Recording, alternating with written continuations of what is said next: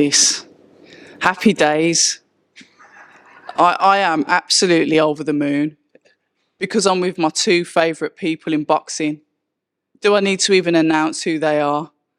We've got Peter Fury, a man, a real man, a fighting man, a trainer that we all love.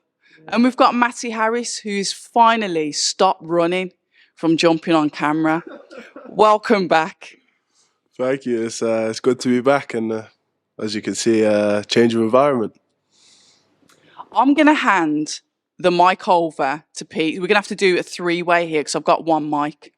So first of all, there's an obvious change, but I'm going to go to the man of the house first, and that is Peter Fury. Peter, welcome back. Tell us a little bit about this change and how it come about. There's a mic for you. Well, Matt come to the gym about 3 or 4 years ago. I don't know if it's been that long. Was it 21, is it? Yeah, it was 21. Yeah. 2021. 2021. And, and he come here. I give him a few tips. He come sparring with Huey and stuff. And, he's, we got on very well back then. And, yeah. And then I got a call out the blue and now he's here. So, you know what I'm like, and I love challenges. So he's a top class heavyweight. He's got a lot of potential going with him, and he just needs a few tweaks here and there. And not rushing too soon. So he's. I'm looking forward to working with Matt. We got on very well, and that's the main thing for me. And but he's already doing well, and he's developing new stuff all the time, and he's progressing very well. So very good so far. Matt, your words. What do you want me to say? What's the question? How did you end up here? Well, I lost. Circumstances changed. And there was a few options being explored and whatnot. And for me, there wasn't really anyone else I was looking at other than Peter. That's because I've trained with him before. I knew, as I said, I was here when I was, 5 months or something like that? Yeah, good while. Yeah, it wasn't a short time, but and that was when I could think back to when I was boxing the best, and it was I was in the best routine, and as I said, I was I already knew what kind of trainer he is and how my style and would mesh with his, if that makes sense. And I already knew that we got along, so it really for me was a no-brainer. I mean, he'll tell you himself he won't just take on any idiot, and as I said, you can see what kind of trainer he is by the trophy cabinet over there. Do you know what I mean? And so yeah, like there's not really much else to it, and I haven't been running from any interviews. The only reason I haven't done any is because for me there's not really anything to say. What am I supposed to say?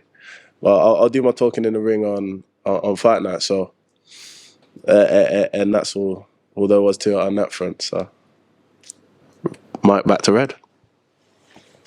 Yeah, we're playing musical mics at the moment. Listen, the reason, obviously, you've changed trainers. My personal opinion is I'm extremely happy that you and Peter have chosen to work with each other. I think you will work well. Peter's established with heavyweights. He's established in boxing, and I think that you can learn a lot off him. But we're gonna rewind, and the first thing he said. Changes is because you lost. Now, we've spoken several times. You're confident. Some people may have said you were arrogant.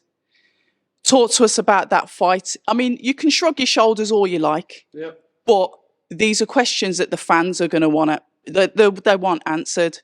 Talk to us about that loss and what you've learned from it so early on in your career. I've learned a lot of different things from it. Number one, you have to be confident when you're going in there, and regardless of what anyone says to you and what kind of personality they might try and come across with. They wouldn't get in there if they didn't think that they were the best thing since sliced bread. So yeah, it really, comments like that really don't affect me much. But yeah, like it's one of them. I'm not really, as I said, I can sit here and tell you reasons why, or etc. etc. It means nothing. Words are cheap. Talk's cheap. The only thing I've really got to do is make adjustments, make adaptations, and keep moving forward. That's how you progress, no?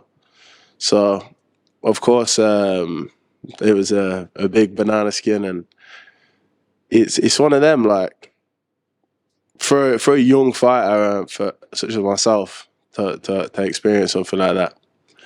At the time, it felt like it didn't feel good, but moving forward, and obviously we'll see how the rest of my career progresses, but it seems like it might have been a bit of a blessing in disguise.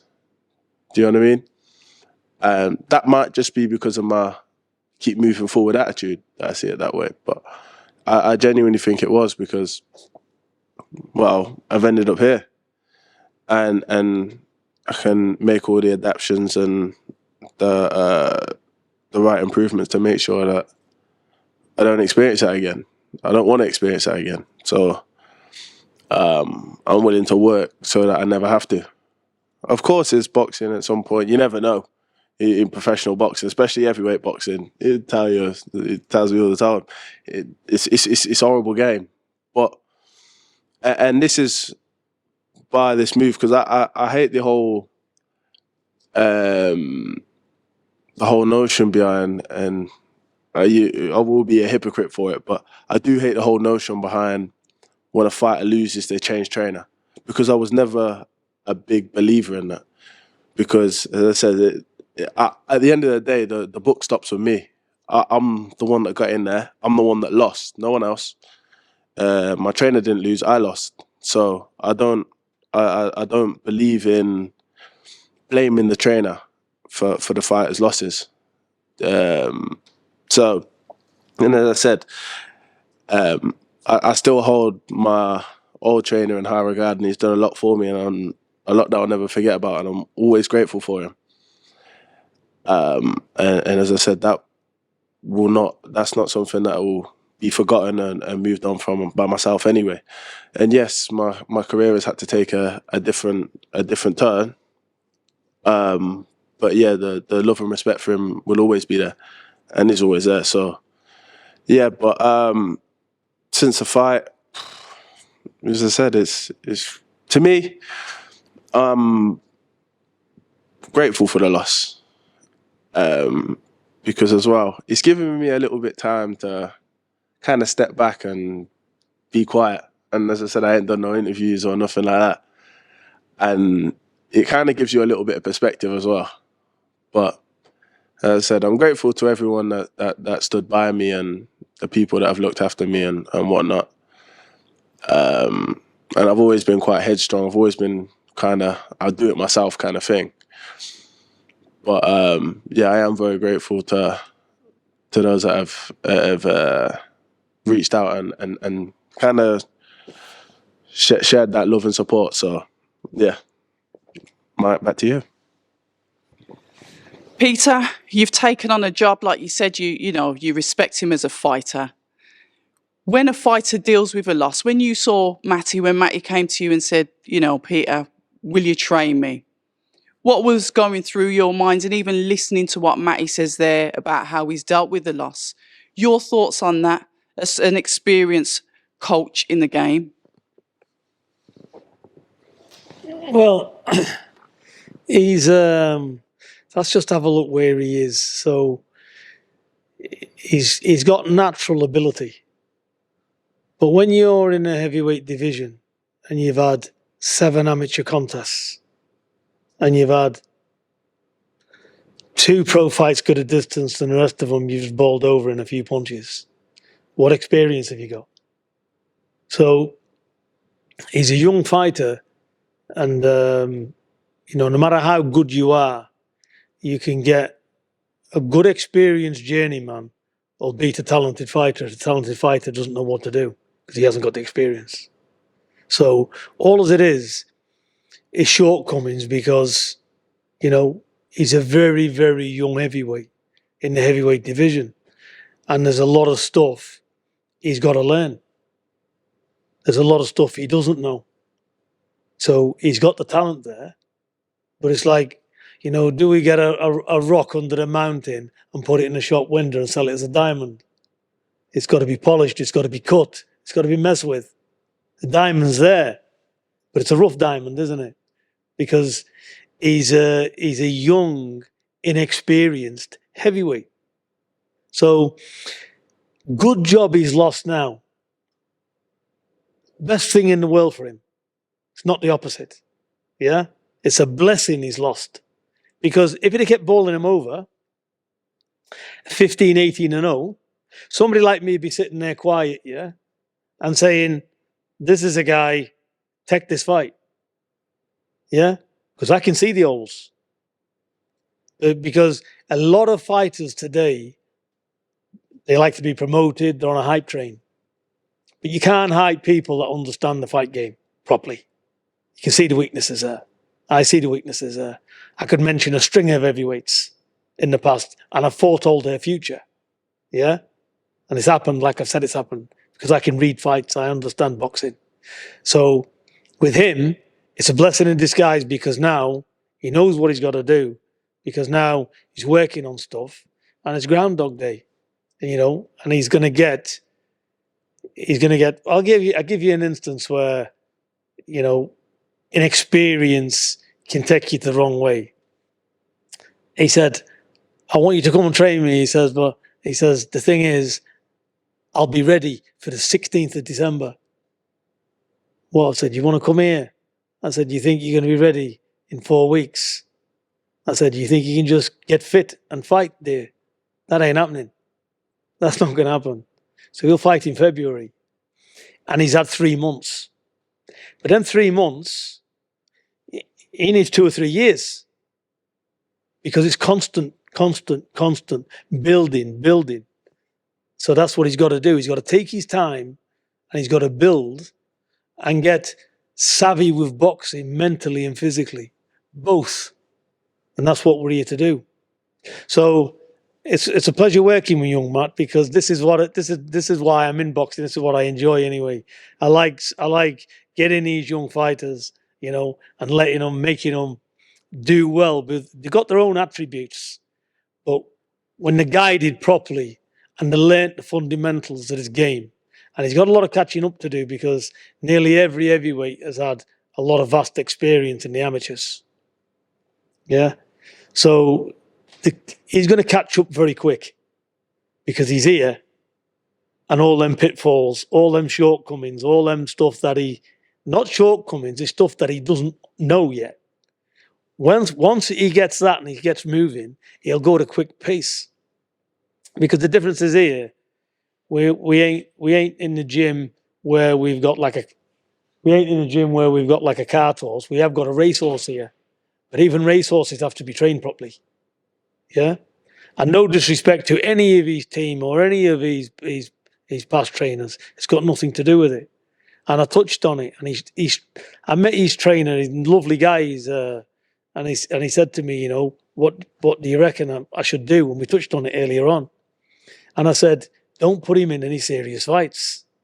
I said, what I mean by that, I said, a journeyman can have experience. And the guy he boxed is an experienced fighter.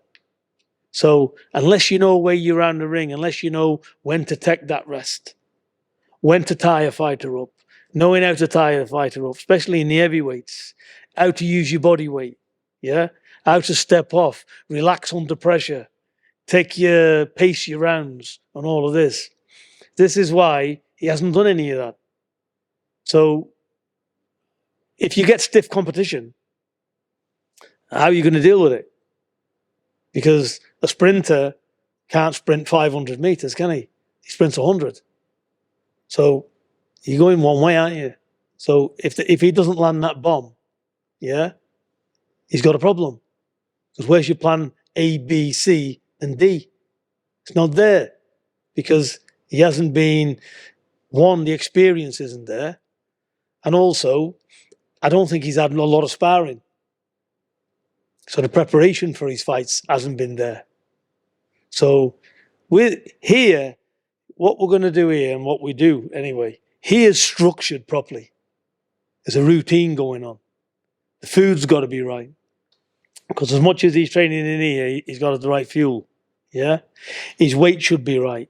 He needs to be strong, powerful, fit, pace the rounds. All that is what a young fighter has got to build. And he'll get it. And he's got an exciting future because, one, he can absolutely hit like you wouldn't believe. He's got thunderous power with him. So he's a big, powerful heavyweight. And he's got that, what you call elasticated power. He's quick. He's got fast hands as well, and he moves. But all it is just slowing things down and getting all of the stuff right and to start with. But the good thing is, he's 23. He's had a handful of fights, so he's got no bad habits. So basically, he'll just progress, and progress. And he'll have an exciting future. Matty, when you hear Peter, your coach, talk like that, literally lay everything out, literally tell you about yourself, tell you about your attributes, and tell you about your flaws. I'm gonna say the new Matty Harris, because honestly, you were somebody that was everywhere. You said, I've gone quiet, I've stepped back. You were at every press conference, whether you were fighting or not. You was getting out there, you were doing the media work. And then, obviously, you had the loss and you stepped back. Peter's somebody that's not afraid to say what he thinks. I guess that's why I get on with him, because as you know me, I don't hold back either. So when you have that kind of like report from your teacher, how does it make you feel? Because your facial expression's on there. I don't like. It's not a bad thing. It's not a. It makes me feel like we're here to improve. That's what it makes me feel like. So, as long as we're, and as I said, and one thing that I can do with anything that I'm confused about, anything like that, I can talk to him. I can ask him. He'll more than happily answer any of my questions that I've got. He'll more than happily explain something to me. In not just explain it to me, he'll show me. So, as I said, hearing about bad things that I might have, as I said, I don't mind, because he wouldn't say it if he didn't think that he could make it better, if that makes sense. So, yeah, like it don't really. I said, it's nothing I haven't heard before. I've heard him, everything that he's saying to you in this interview. I've heard every other day in the gym anyway. So it's not really like it's nothing new. Do you know what I mean? So yeah, as I said, and you're right. He is honest too. If you're doing bad, he'll tell you you're doing bad. If you're doing good, he'll say you're doing good. So it's, as I said, it's a nice. So young heavyweights. You know what it is with young heavyweights. Yeah, he's all right with that. But the thing is this: you can overcomplicate matters as well. You can take too much on board. He's got to go at his own pace, if that makes sense. Because you can do this, do that, do this. When you break it down, it's very simple. Throw more punches. Defense needs to be a lot better. Yeah. So that's two main things, yeah? And being able to pace your rounds, knowing when to rest, setting the opponent off position where you're making him throw shots where he's uncomfortable. All of these things is not something you can look and watch on the TV on a fight, because it's blind to the naked eye. But all these things work because it's not what you're doing. It's how good you are when you can make that opponent do what you want them to do. That's when you're reaching another level. So these are the type of things that he's going to learn. And when you've got that knowledge and he understands these things, and he learns to box with his size and use his attributes to his max advantage, then that's the key.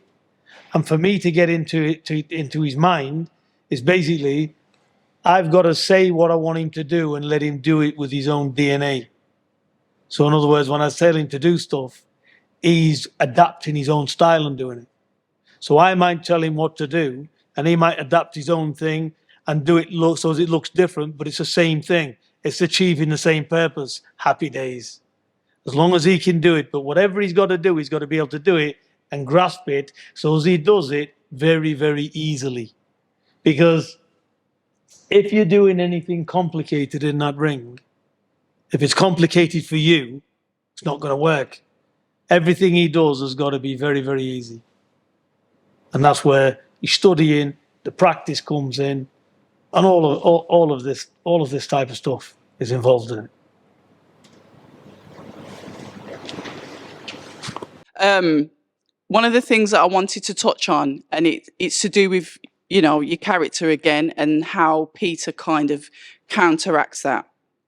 Matty is a very competitive individual. Naturally, he's competitive. He wants to be the king of the castle. Maybe he wants to rush and get there. Like you said, the experiences have shown that. Comparing yourself to others, Matty, because you want to be at the top of the game, I understand that, and I admire competitiveness. We hear the likes of Caroline Dubois calling out Katie Taylor. People ridicule it online, but shouldn't we praise her ambition?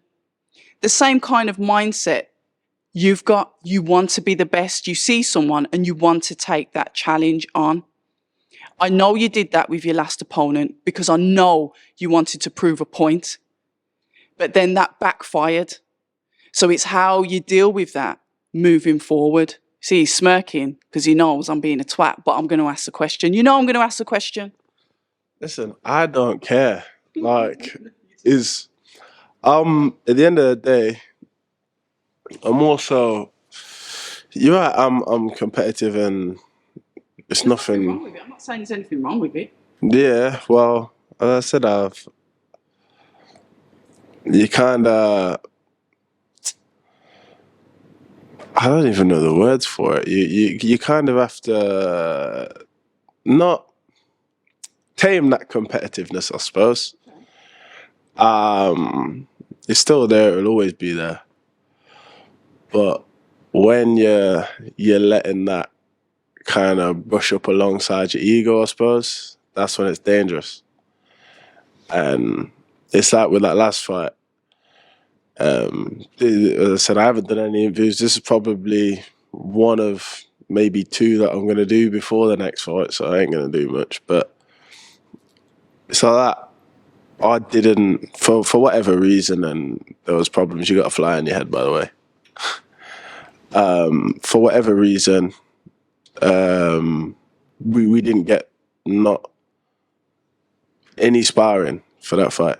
And that was stupid, and it wasn't. We were suffering from different things, and I remember being asked if I was going to pull out of the fight.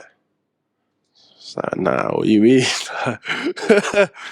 But again, that's where that confidence kind of slipped into arrogance, and I was like, nah, like I'll be good, blah blah blah blah, and I was that sure of it, and not just sure that I could beat him, sure that I was going to get him out of there.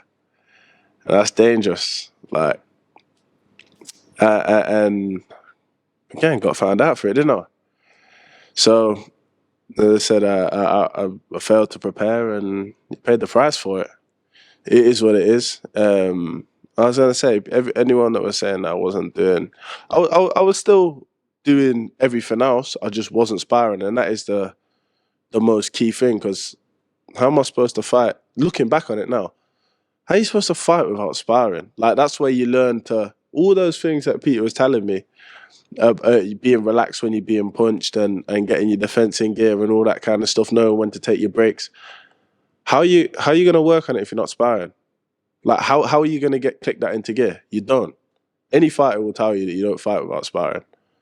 Like that's a common thing, and whenever I've mentioned that, people will always what like seem really surprised by the fact that I didn't do it. Even Peter was. But and as I said, it's one of them. But is that something that could be quite easily rectified? Yeah, I was never, and that's one of the reasons I was never really that taken back by the loss. As much as it hurt, I was never really taken back by it because I knew it was a fight that I could win. But what I am grateful for is that I lost there, because then, as I said, maybe say if I did spar and I went in there and outboxed a guy over 6 and kept doing what I was doing, how far would I have got before I slipped up? Maybe British level, European, and it's a harder comeback from there. Okay?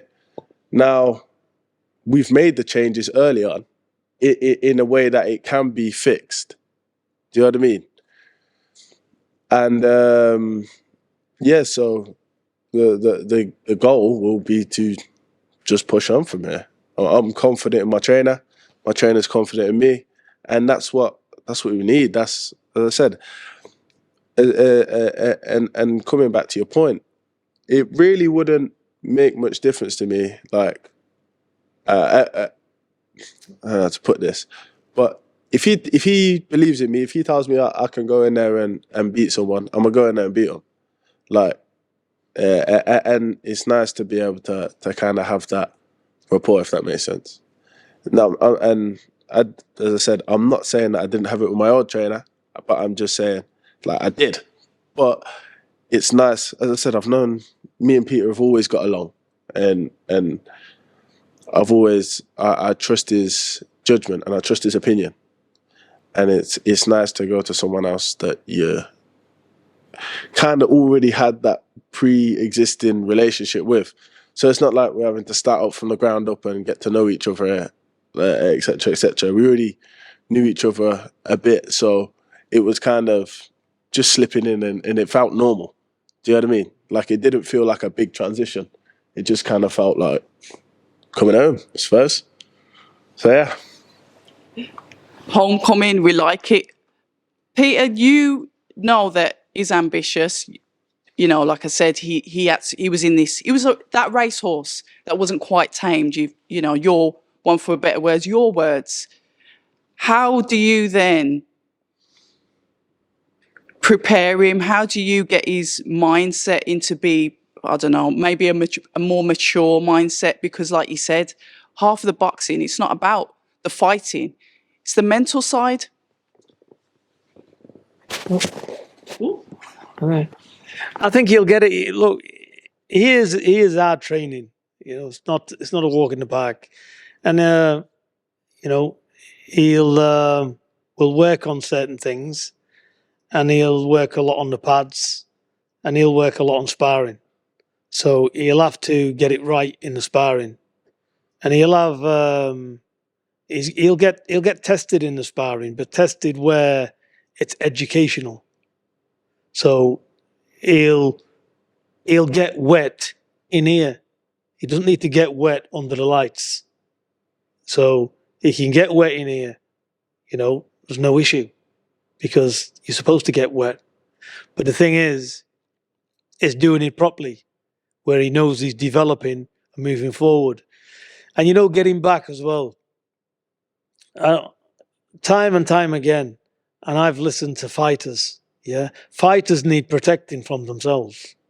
That's another thing.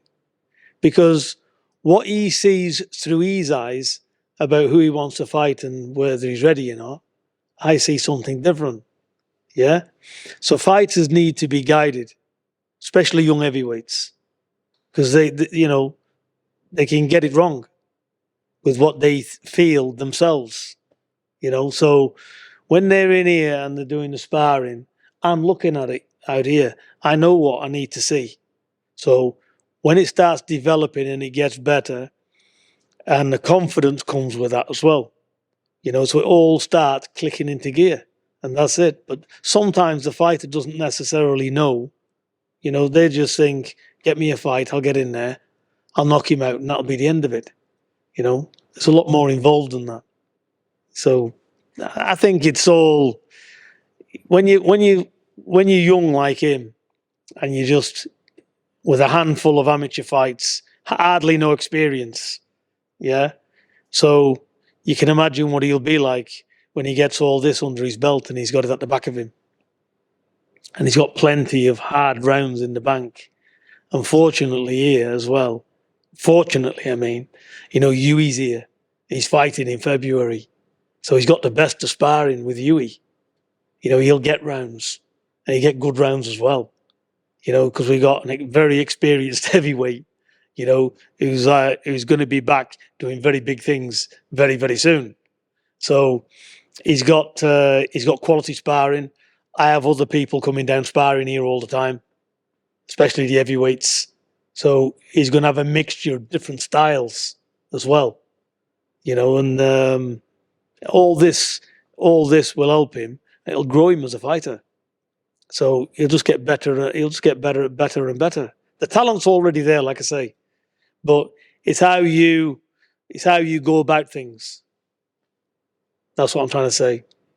You know, you can't just put heavyweights in the deep sea.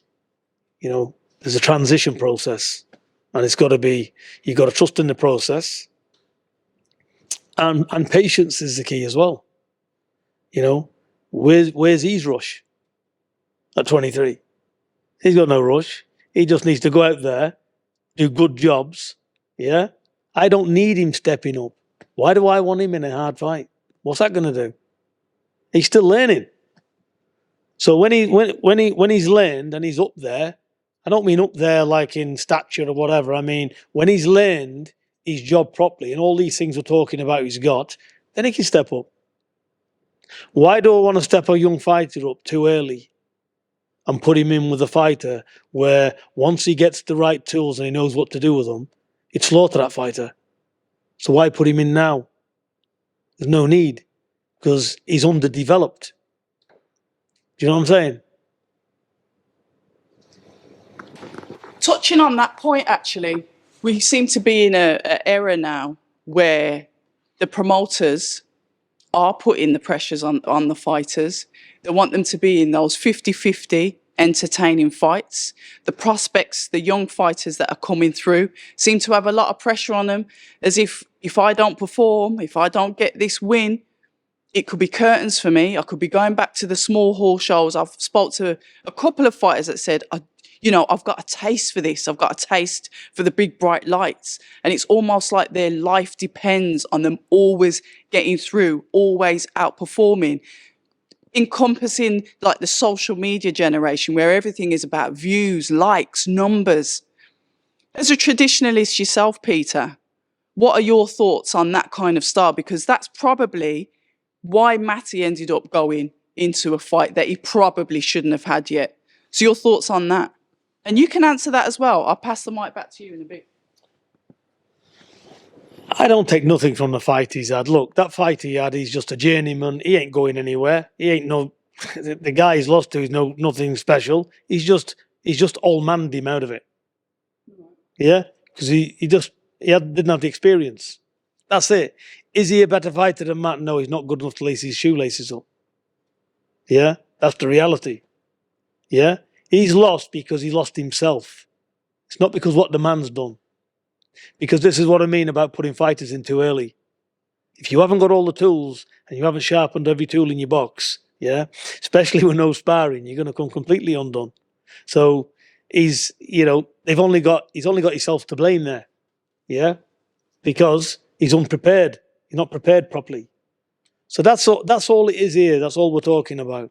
And and not rushing the fighter. And heavyweights are a different breed to other weight divisions. It's different. The setup totally different. They've got to be trained different.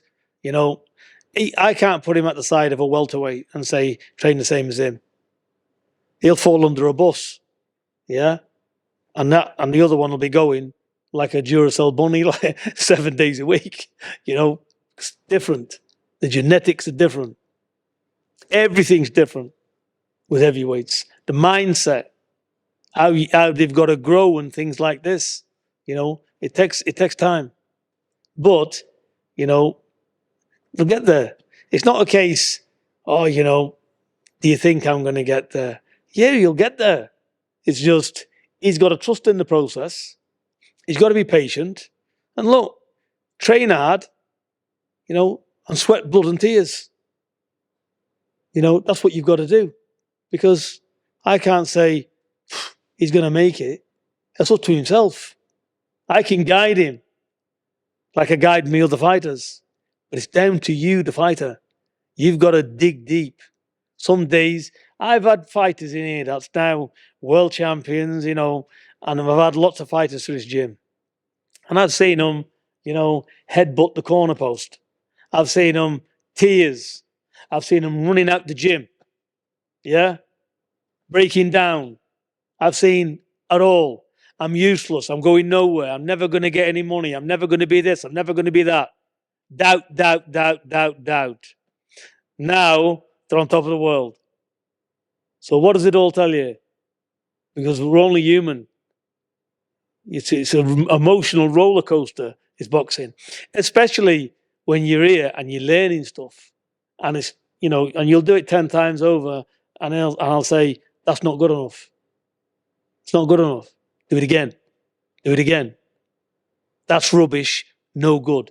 You might think to get in there and you say, oh, looking at you and you say, oh, I've done well. I'll say, that's dog shit. You do it again. Do you see? So all of this, all of these mind, but what does it do? The person that keeps persisting, strengthens the mind.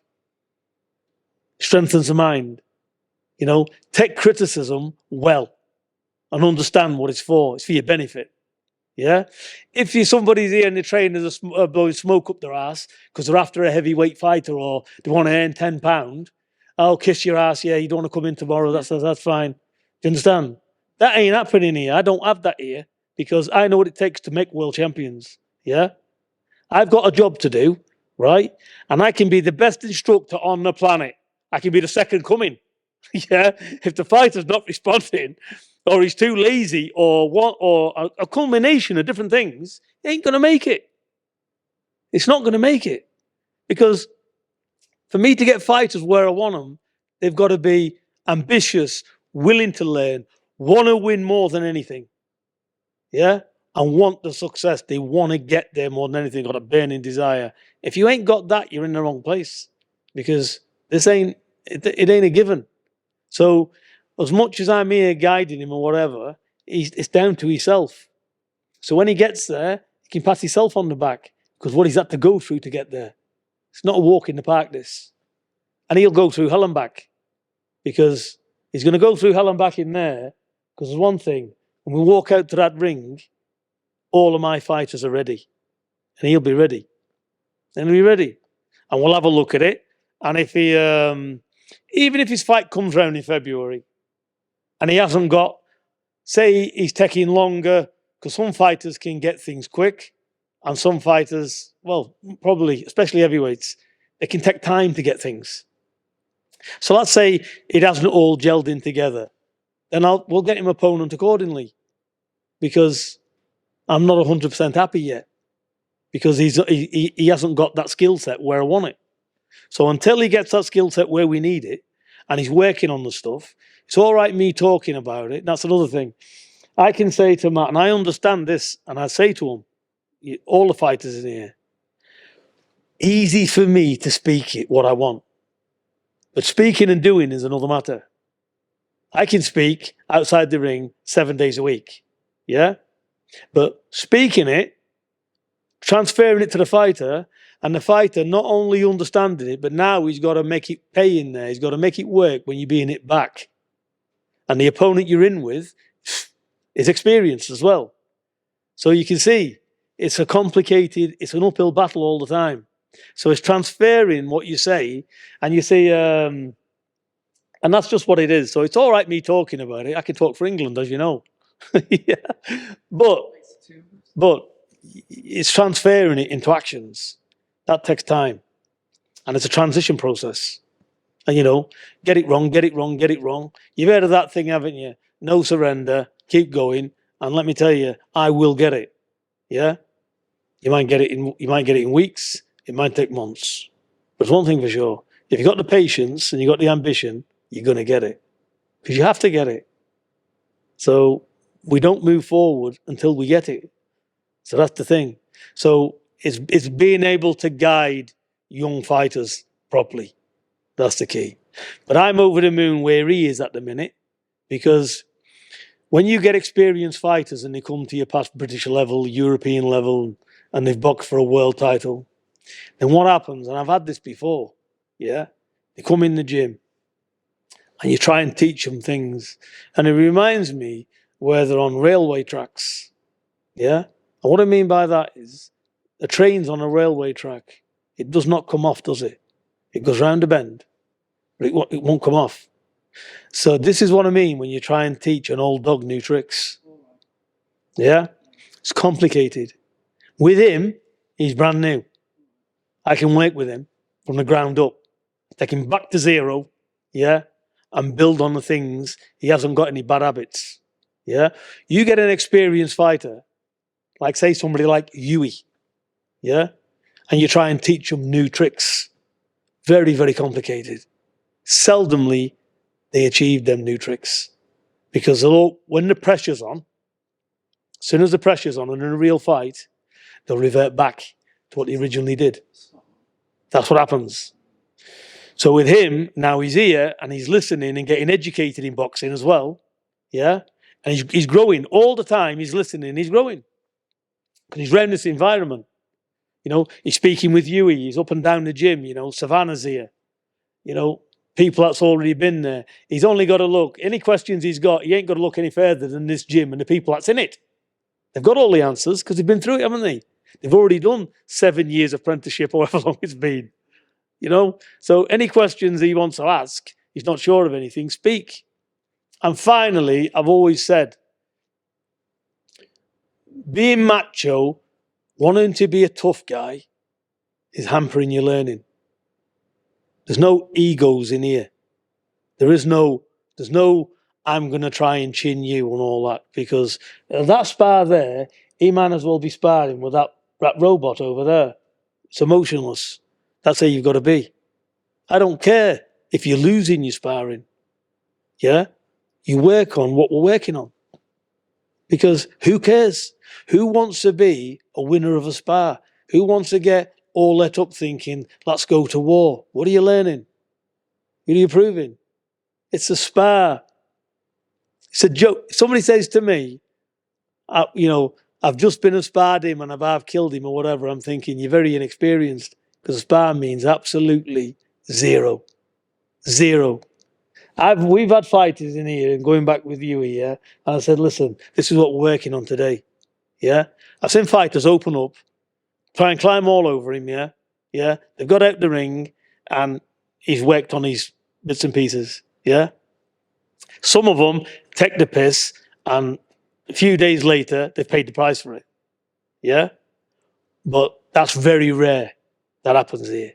But what I'm saying is, getting back to boxing, you've got to drop all of the bullshit, yeah, and understand you're here to learn and progress. Because all of this expectation as well for young fighters, well, I'm explaining it properly, is extra baggage, which is going to hamper your learning process. If you take all that away, yeah, spar doesn't matter. I get it, so what? If I see a punch coming and I can't get out the way of it, turn with it. Yeah? You know, use your reflexes, slip and slide. If you get it smack in the front of the face and you've made a mistake, should have moved, made a mistake, smile about it. Yeah? That's how you got to be. That's what grows champions. Yeah? Looking at the downside and taking positives from every negative. That needs to be done. So can I explain it anymore, Abs? No, I don't think you can. Hit the nail on the head there. There you are. So, there you are. Last one then. Go on. Because I know you got to go. I know you're hungry. He's worn out, bless him. But you know what? It's nice to actually sit here I've never seen you look so comfortable. You really do look comfortable, relaxed. Whatever you're doing, it seems to be working. Yes, we'll all wait and see what happens in the ring. But final words from yourself, Matty, to people that have contacted you, the fans that have said, "Oh my God, how are you? We haven't heard from you." Just an update, because I've been to several boxing events and people have said, "What's happened to Matty? What's he doing? Is he having the rematch?" Well, he hasn't given up, has he? So people are asking questions. So your words to the people that are interested in what Matty Harris is doing. Not much of it to say then. Well, you can see now, can't you? This is what I'm doing. That's what I've been doing. And I'll be back. There's not really much else to say. As I said, talk's cheap, so I'm happy to. As I said, he's told you there. He decides my next moves. I don't really have much of a say, to be honest. I don't really care. I'll do what he tells me to do.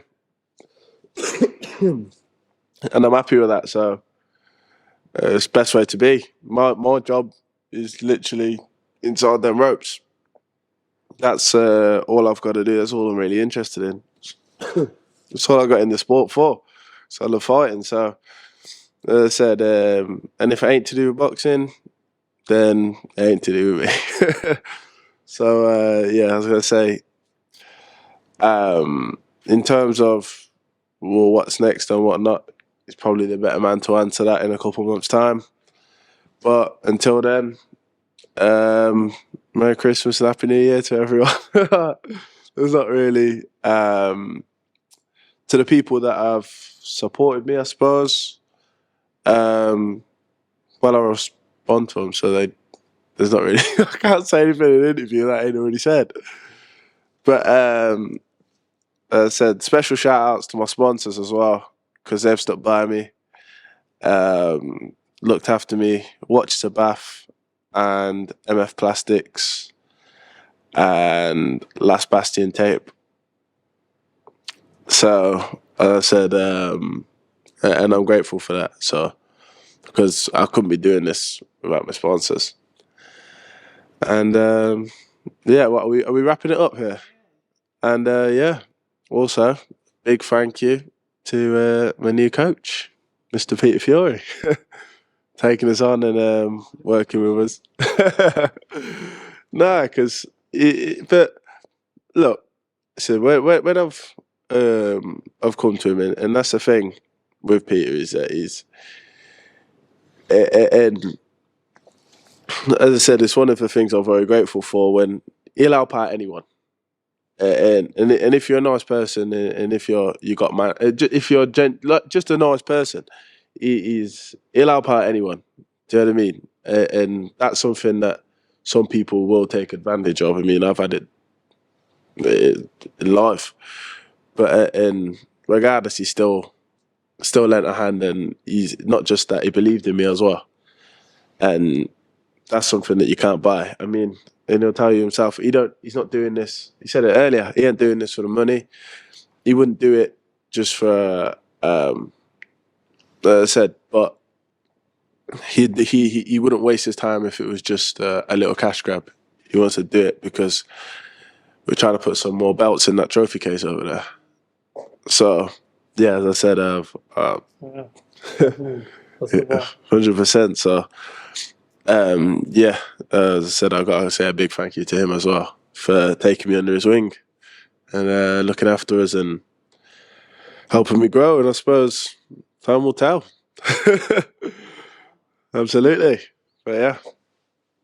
Thank you both for your time. I know it's literally, I could sit down with Peter for 860 years, as I could do with yourself, Matty. This is the first time I've been up to the gym, so I'm very appreciative of being invited here. And hopefully it won't be the last, because I've got a feeling we're going to be sitting down and doing some more in-depth conversations soon. It's always nice to see you. You know, we always get on very well. Yeah. And it's a pleasure. It's nice to have you here. It really is. See, look at you touching the mic. Yeah, I'm having it. I always say, Peter, go where you're appreciated, not tolerated. So thank you very much for appreciating me. couple of times as well, actually. I might use that myself. Spot on. But can I also, I'm going to say thank you to you as well, because even since the fight, you've been checking up on me, and we speak every. Moaning at you. Yeah, moaning at me and shouting at me, and we have fallouts and arguments, and it is what it is. But as I said, you've been solid as well. So that's why I give the first one back to October Red. And yeah, as I said, you've been amazing as well. I told you off camera, but I am going to tell you on camera as well. So here's to many more years. Cheers. Definitely. Thank you. People say I'm toxic, and honestly, I don't care.